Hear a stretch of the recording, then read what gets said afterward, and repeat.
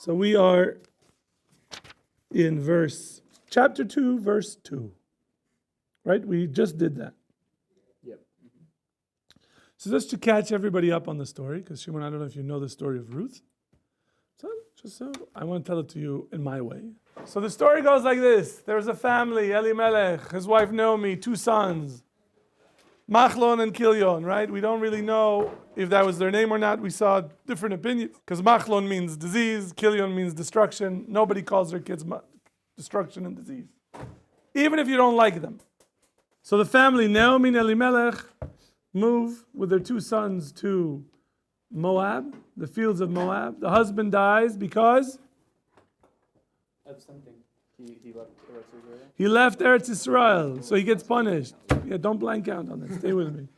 The 2 sons married 2 girls named Ruth and Orpah, right? Ruth and Orpah. Are they Jewish? No, maybe, possibly. They could have been. They could have converted. I need adult answers. Yes and no. Yes and no means, say, Ibn Ezra says this, Rashi and Mabim say that. Forget the name. No, you can't forget the name. What? According to Rashi. According to Rashi, the Rashi and Malbim say they did not convert at the time of the marriage. The conversion process for And, correct, and Ibn Ezra says, That's nonsense. that's nonsense. Why? How could they marry non-Jews if their dad was such a tzaddik? Correct, so it means they must have converted. 2 opinions. Converted, didn't convert. The 2 sons die. Why did they die? If they married foreign women, so they died because they married foreign women. If they died marrying Jews, they died because they didn't return to Eretz. Why did Naomi didn't die? Because she never wanted to go in the first place.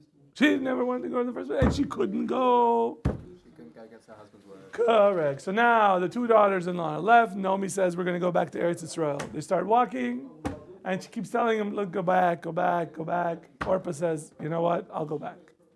Ruth says, I'm not going back. I'm with you. I don't want to even be separated from you at death. We're going. Then what happens? So according to the Rashi and the Malbim, that's when she converts to Judaism. They walk into Eretz Israel, they go to Bethlehem, big funeral at the town. The wife of Boaz dies. And everybody's saying, wow, did you see Naomi? Wow, she really, really in bad shape. There's no driver, there's no chauffeur, right, same thing. No chauffeur, no servants, the Rolls Royce is gone, the mansion, all gone, nothing. Ruth decides that she is going to feed her mother-in-law through collecting wheat following those who are harvesting. Why? To avoid her mom's embarrassment, or her mother-in-law's embarrassment. Correct, because the Malbim says the mother, Naomi, could have went to Boaz, who was a family member, and simply asked for the money, like, help me out. Help me out. But Naomi understood that whatever happened to her, she deserved. Did you hear that, Bernie? All the bad things that happened to her, she deserved. So therefore, she was willing to accept God's decree, and she was going to deal with the situation on her own. Ruth is sent, and she finds a field, right, that happens to be Boaz. And we are in verse 4. Please read Ben. Chapter 2, verse 4. Behold, Boaz arrived from Bethlehem. He greeted the harvesters. Hashem be with you. And they answered him, may Hashem bless you. Yeah. What's going on here? That's weird. Boaz is a humble person. Boaz is a humble person. What words here tell you that he's a humble person? That he would greet the harvesters with Hashem be with you. Why does he say Hashem be with you?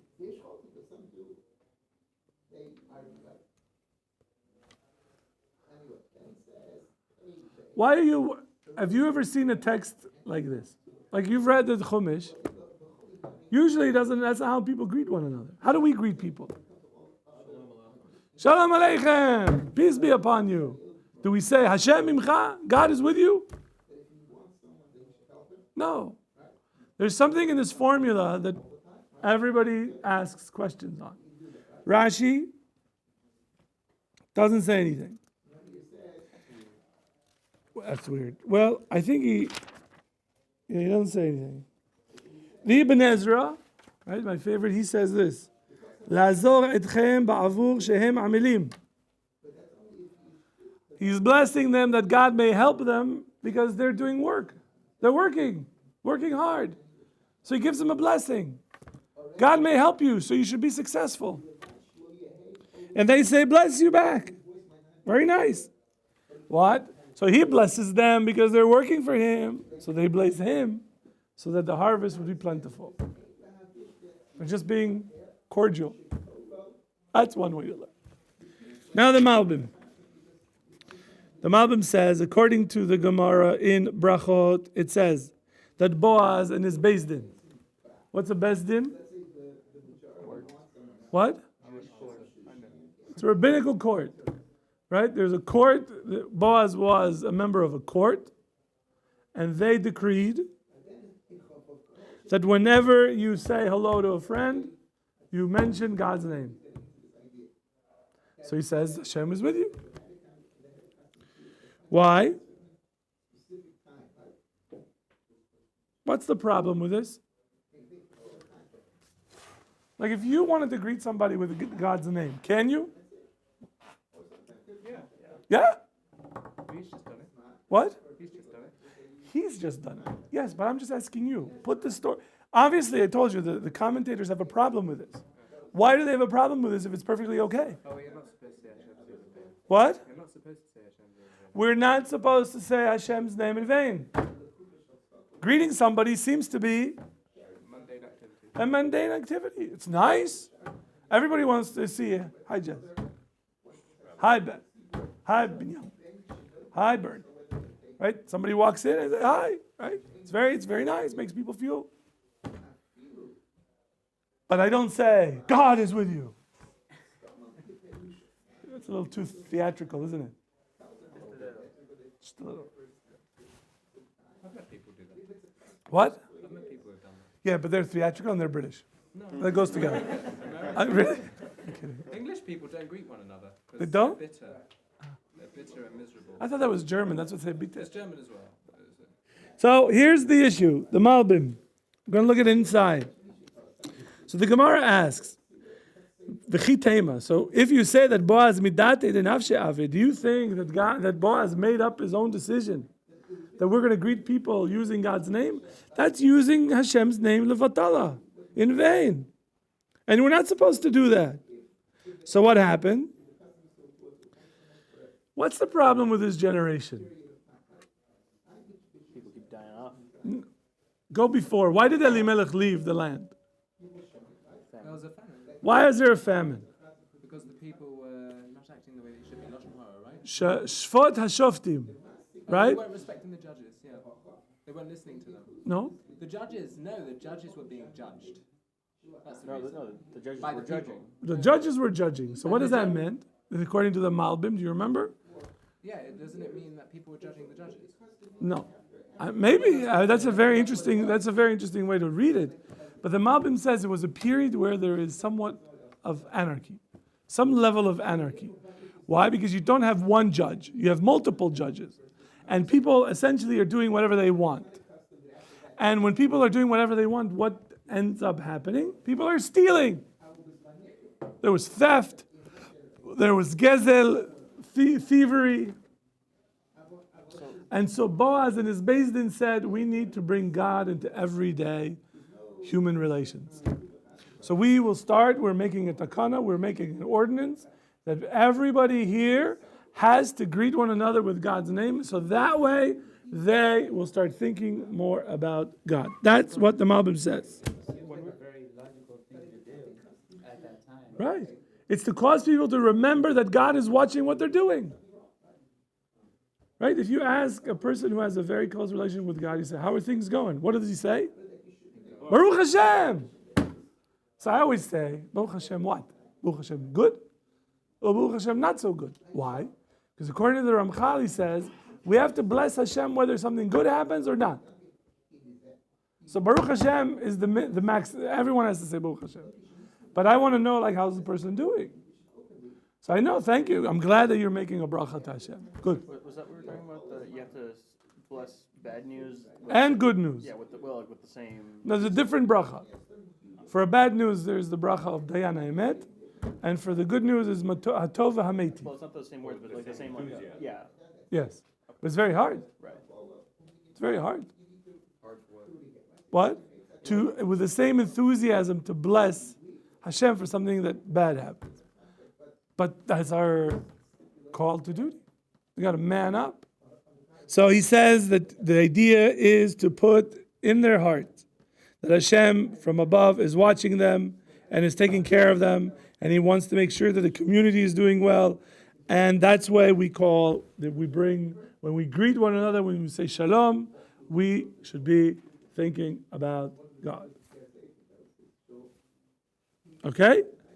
So that's what the Mefarshim is trying to understand. Why do we have to? This is one of the few instances, I don't know if it's the only one, I don't remember, of Hashem Imachem as a greeting. And so the Mefarshim explained to us why. This wasn't Chiddush. This was something new that was done in order to repair that generation, to bring people on a higher level. Okay, so they bless him, you could see. And now in verse 5. Bernie, verse 5, please. Boaz then said to his servant who was overseeing the harvesters, "To whom does that young woman belong?" Okay. So Boaz looks at his servant and he says, put it in English, contemporary English language. That's what you think he's asking? Who is she? Who is she? Why is she being so modest? Do you think that's what he's saying? Say that in a modern everyday setting. Like you go to a nice restaurant, like, oh, who is this wonderfully modest and tzedekah woman over there? Just try to think of what. Whenever she was there picking up the grains, I mean, wasn't she bending down and even in a modest way? So listen to what. Why are you here? Oh, so is he asking why is she here? Like what is the question actually coming to tell us?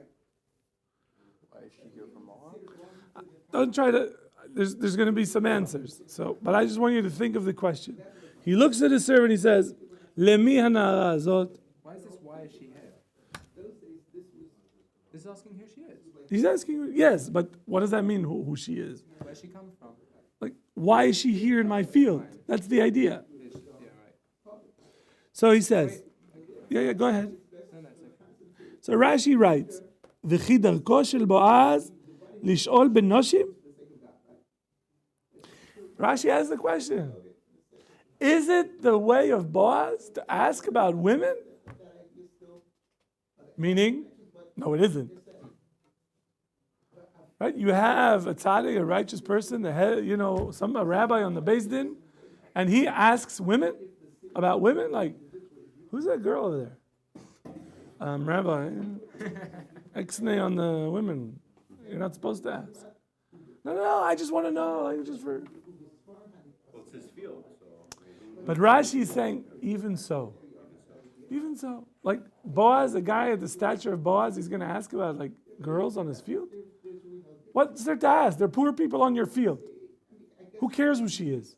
You think she's the only one there? He didn't have hired workers. It's a normal thing. No, these are the poor people that are walking behind the workers. Right? She said, I will go where I won't get yelled at.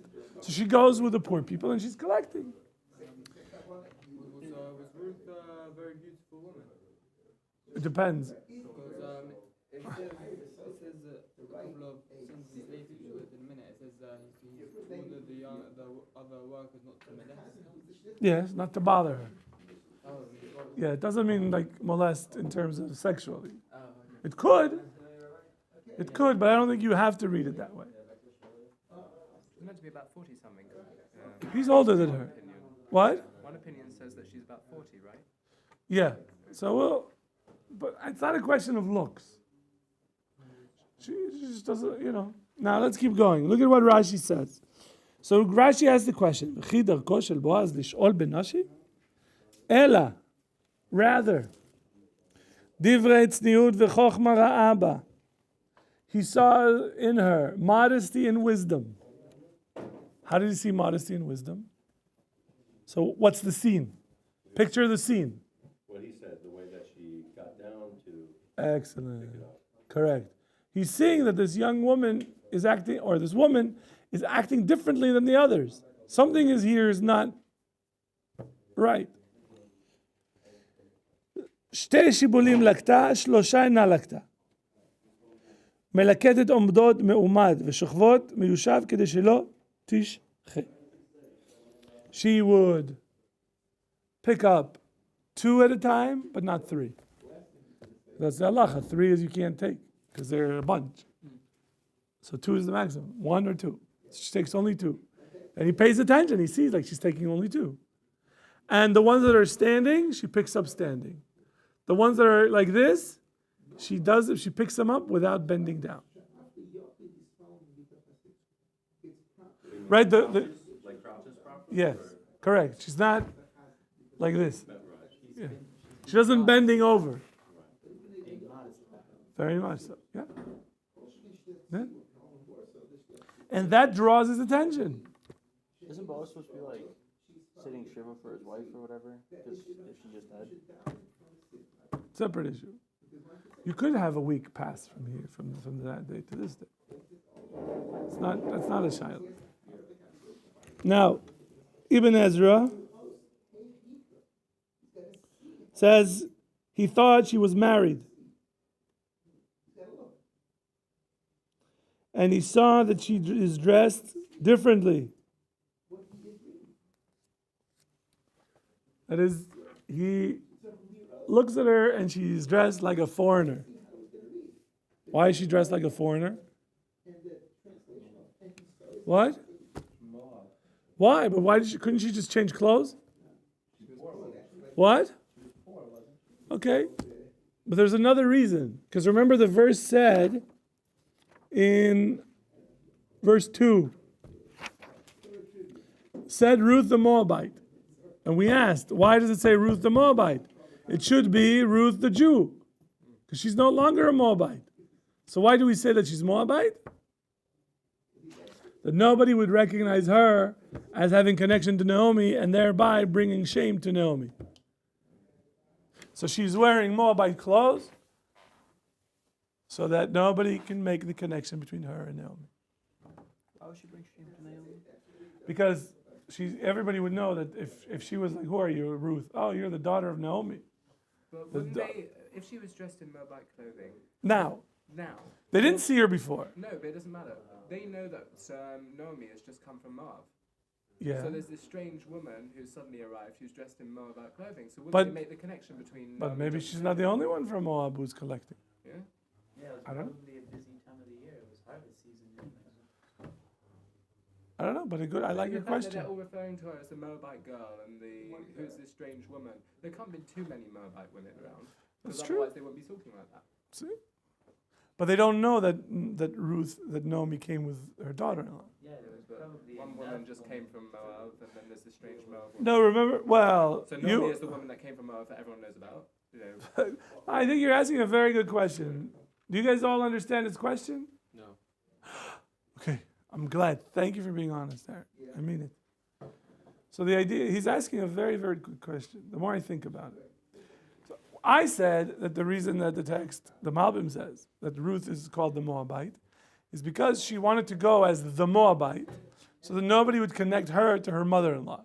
So that when she picks up, she goes to collect food, it's not embarrassing that, like everybody was like, yeah, that's her daughter-in-law. What a shame, look how poor she is, right? So she's like, yeah, But Asher is saying, wait a second, how many Moabite women are in this town now? Right? Naomi comes back, and all of a sudden we have this Moabite woman running around. Coincidence? I don't think so. Right, so that's essentially Asher's questioning the Malbim. No? It's very good. So who can come up with an answer to answer up the Malbim and slug up Asher?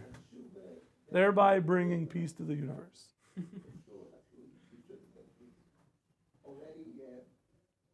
Anybody? I thought, well, I guess maybe this is a separate question, but I thought that the whole point of her going to the fields was to prevent embarrassing her mother from having to ask Boaz. No, there's two types of embarrassment. One is, Naomi said, I'm not going to ask for money. That's what Naomi said.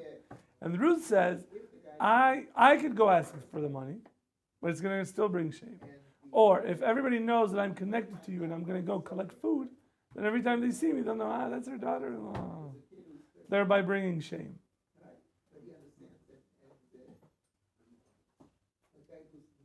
Just to clarify the question, so you're saying if there were tons of people from Moab, you wouldn't be referring to everybody? Oh, that's so-and-so from Moab, oh, that's so-and-so. No, why would they be making a big deal out of it? They're recording her the Moabite. I mean, when New Yorkers come to Miami, you always make a big deal out of it. And there's lots of them in Miami. Yeah, there are tons. And also, they're still, each talking- one. No, so that's it. But he has a good, now it's a, Like, specifically, why is he acting that way? He's a New Yorker. That happens. But Moab were they were considered to be low, so they wouldn't have been acting in the way that Ruth was acting, modest and refined. but that's what doesn't fit. Right. You have a modest But also Moabite. another thing, the people know that she's the one that returned with Naomi from the fields of Moab. So We didn't get there yet. I know, but I'm just saying they know obviously, and they're referring to her as a Moabite girl. So then it's. But that's later on. Maybe now everybody knows because he says, leave her alone. No, it says here's the response of the servant. She is a Moabite girl. The servant who was the overseer of the harvest replied, the one that returned with Naomi from the fields of Moab. That's directly after he asks who she is. Right. Okay, good. Very good. It's a very good question on this, so let's go back. So let's see if I can think of a way as we go on. Maybe he'll explain this, the Malbim.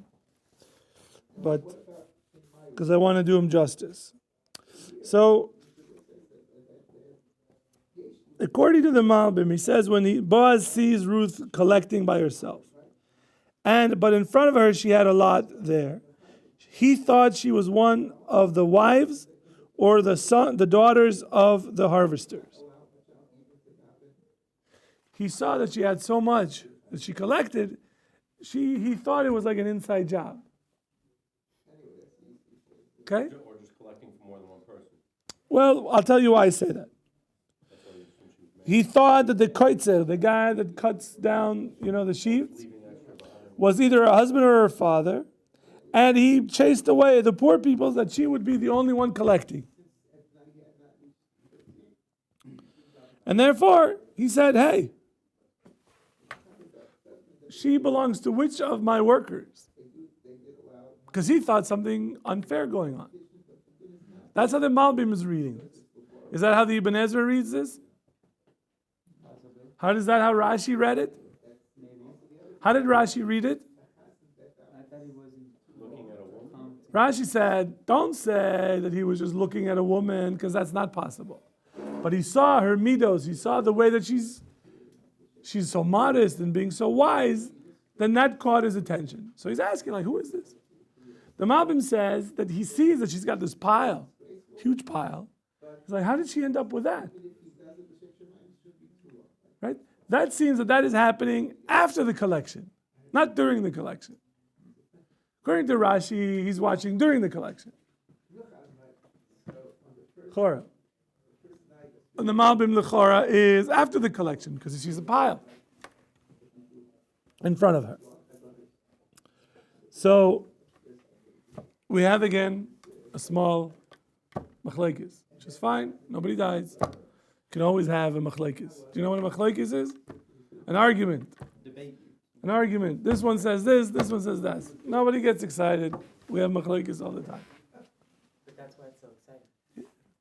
Yeah, but I don't want to get anybody to get hurt. So lean back, relax. But isn't that we usually just have apparent disagreements, but in the end they somehow resolve? Yeah. But sometimes you have actual machlekes. They don't get solved.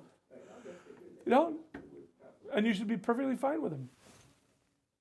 I just don't want to I don't want to cause people to be late for mincha. So I check.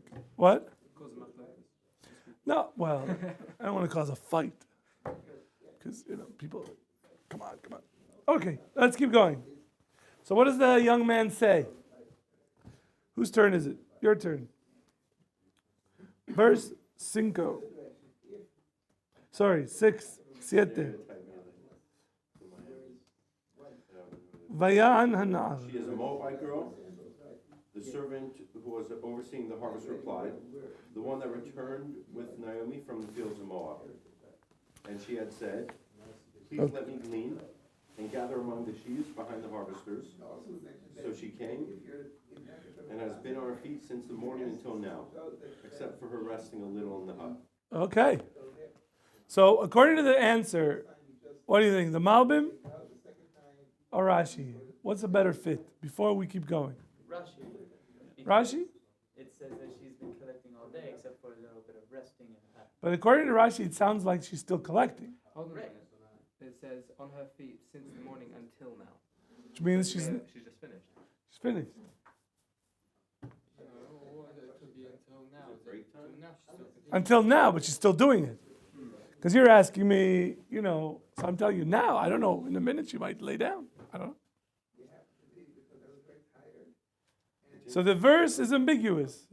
No, we're talking about trying to figure out the timing of the Boaz's question. Is Boaz asking the question after Ruth is done collecting or during the collection? So it sounded like, l'chora, right? Sounded like that Rashi's talking about during the collection, and the Malbim is talking about at the end. So then we have this verse, and I'm asking which one does that fit, and we read the verse, and we say inconclusive. Conclusive. We can't say this one or this one, because you could read the verse this way, or you could read the verse that way. Just depends. It just depends on your thumb.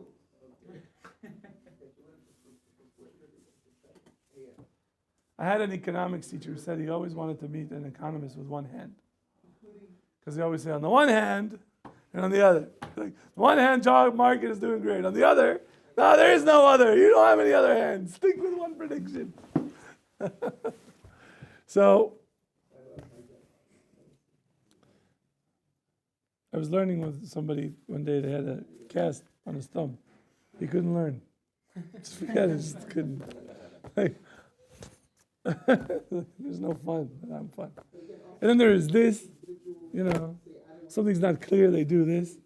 They're like, what, Rubik's Cube? You don't know which way to go? And there's this, and there's this. Did that exist before the Rubik's Cube? That's great. That certainly did. That's why they invented the Rubik's Cube, to have something to hold on to. They have this. I mean, isn't it, thank God, for the ears and the nose to be where they be, otherwise we couldn't wear glasses. We ought to be, right? Well, imagine a pair of glasses would be wearing somewhere else. Yeah? They'd be worn like. Is it time? It's time. All right, I got it. All right, we'll continue next week.